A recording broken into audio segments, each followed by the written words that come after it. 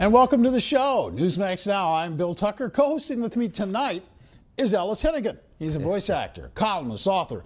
His latest book is Trumpitude, a humorous look at the man in the White House, this guy named Trump, and the secret confessions of his brain. Welcome, Ellis. Haven't seen you in a while. Good to have you here. Do you have anything you want to confess tonight? Exactly. That's what we should get right to. We can make it right into a book called Right, Tucker that seems to be my beat these days. Yeah, exactly. But, that's good. No, but it's great. It's fun to be with you. We got a lot to talk about, so let's get things started. Sure. There is no tax plan to talk about. We've been promised that there would be a tax plan, but House Republicans say tomorrow.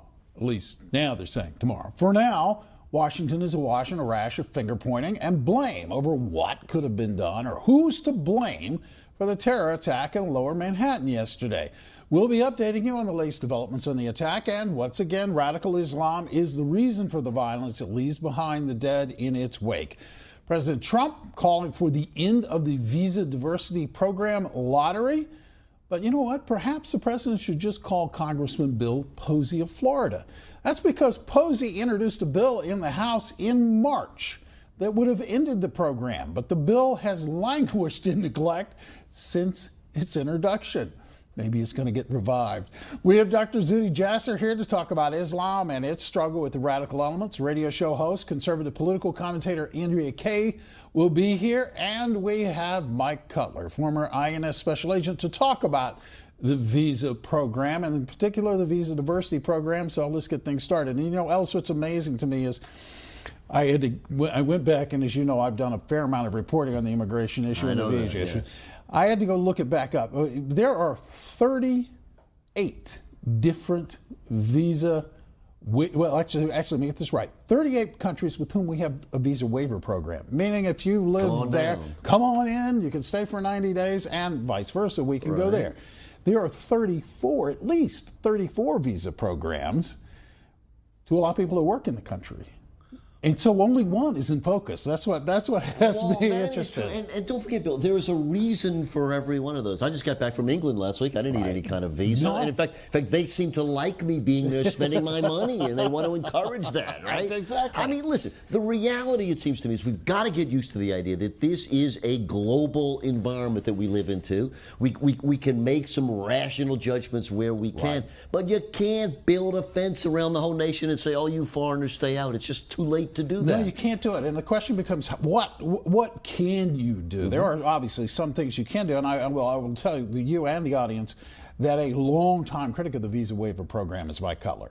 So Mike has been calling for an end to the visa waiver program. I will confess that I'm not sure that that's even practical because of the reasons you were just talking about. By the way, let's refer to it as the bipartisan waiver program. Yeah, we should. And right now there's a lot of finger pointing in Washington today about did Chuck Schumer do it? Did a Republican president sign it? But you know what?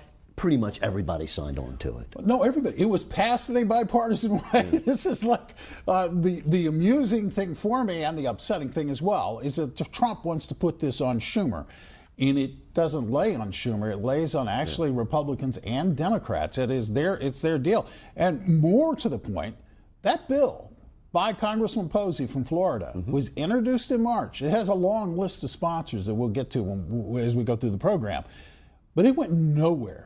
It has languished, neglected, all alone in the House. Bill, my vain hope is that we could judge this thing based on some kind of rational criteria and not based on finger pointing about who did it. Well, let's see. We're going to talk a lot about that during the show. But right now, Dr. Zuhdi Jasser, retired lieutenant commander for the U.S. Navy, president of the American Islamic Forum for Democracy, and author of the book Battle for the Soul of Islam: An American Muslim's Patriot's Fight to Save His Faith. And we are taking your calls, 877-NEWSMAX,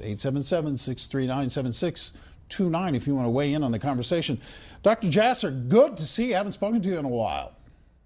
Thank you. It's great to be with you again, Bill. It is great. And I want to get things started by playing a soundbite from Pamela Geller today and get your reaction to it. I think it's a long, well, here's what she had to say. If you could play soundbite 7, guys, to set up the conversation, and let's get into it.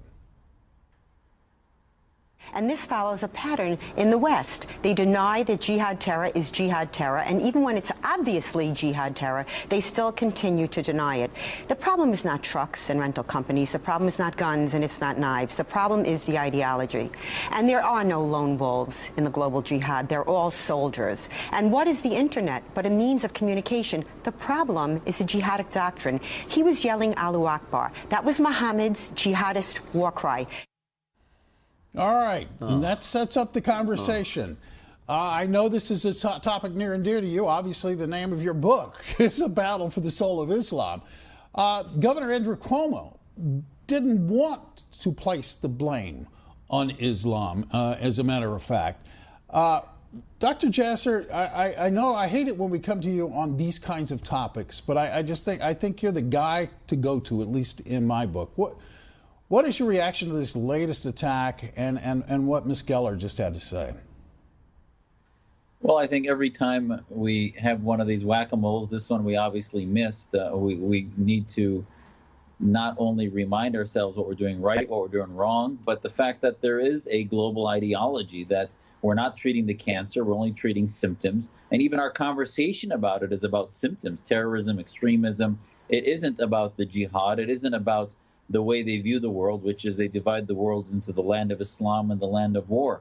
So on those counts, I think Pamela was right. But then at the end, it's sort of she adds this toxic element to a stew that we need to brew, which is a counter-radicalization process. And that last sentence is the problem, is right now we're at the 500-year anniversary of the Christian Reformation. And 100 years after that began in 1517, you had a 30 years war where 8 million people died. I think Islam is at that point right now in which we have major conflicts against theocrats happening. We need to go through a reformation. And I think America can't sit it out or it's going to continue to be collateral damage.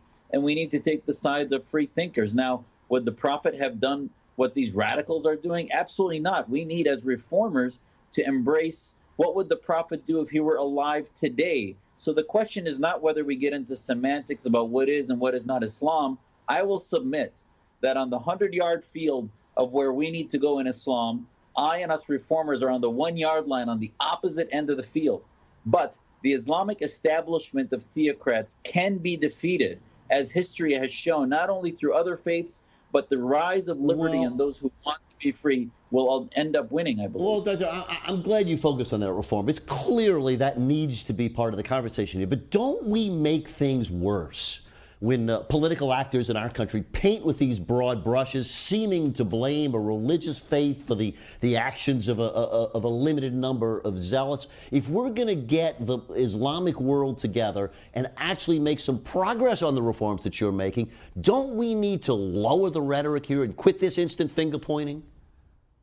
I don't think it's rhetoric, though. I have to tell you, if you listen in the Middle East, where what Geller just said, I mean, she's blaming an entire faith for the actions of what you and even you and I agree is a minority viewpoint inside Islam. Am I not correct about that?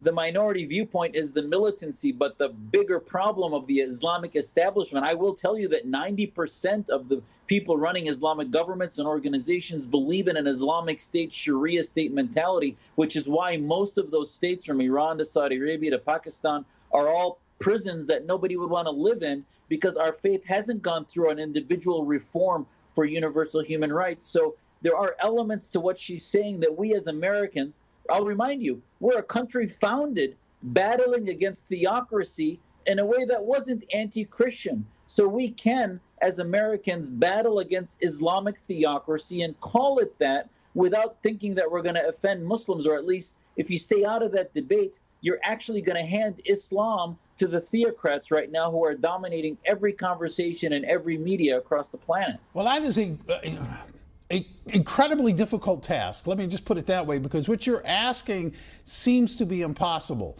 in the sense of you're asking non-American Muslims to accept the fact that it can exist separate from a state. Because what you seem to be saying is, if you're saying that they're wrapped in the theocracy of Sharia law, there is no separation of church and state. And America is a place where there is a separation of church and state. And you're a testament to the fact that clearly Muslims can live and thrive in that environment, in fact. So how do you see moving this forward, and this conversation, as Ellis was just referring to, how do you see moving it forward?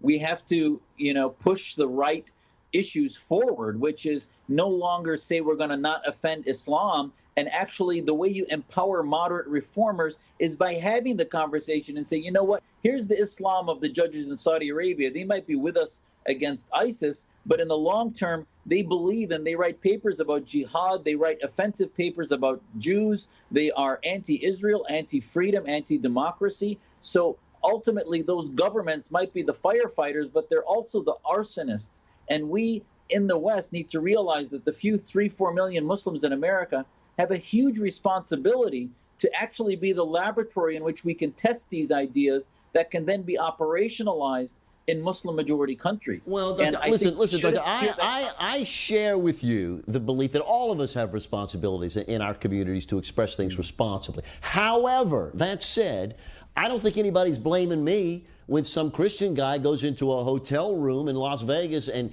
shoots a whole lot more people than died yesterday 2 blocks from my house in Lower Manhattan. We have to find ways that we can focus on the evil that the evildoers do without painting this broad brush like sometimes, frankly, I think our president does. No, but hold on. I have to push back a bit and tell you that, listen, when you have a guy, Paddock in Las Vegas, you're giving an ahistorical, disproportionate comparison. Muslim radicals like this guy in Manhattan or the San Bernardino couple are the tip of the iceberg of global political, theocratic movements. Paddock is not part of some global movement. If anything, the Christian world doesn't unite in one voting bloc in the UN, calling itself the Organization of Christian Cooperation. The Islamic States organize themselves as the Organization of Islamic Cooperation because they haven't gone through a reform and an enlightenment. So the two things are disproportionate and ahistorical to compare the two. Well, it's interesting because we have so little time left here. I'm going to try and make this question really short. When Martin Luther ignited the Reformation, he didn't do it in a really radical sort of way. He did it in actually a very quiet way, as we've learned. He actually sent a letter to the Pope and said, hey, there's some stuff going on in the church. Works anymore. There's some stuff going on you maybe ought to know about it. And then he was forced into actually a radical position, to splitting with the church after they excommunicated him. Go ahead. You got 20 seconds. Go. Our Muslim Declaration for Reform, which I have posted here, is a 2-page declaration that lists the principles like we, emulated Luther. But we have a different approach to it. I would tell you that Islam doesn't only need a Martin Luther, it needs a John Locke, a James Madison, a Thomas Jefferson. A lot of these aspects that prevent the establishment of religion is the first step. Wow. And we seem to be really, really in short supply of those guys. We like that list. We like that list. That's a good list. We'll continue the conversation when we come back. Thanks, Doctor. Appreciate it.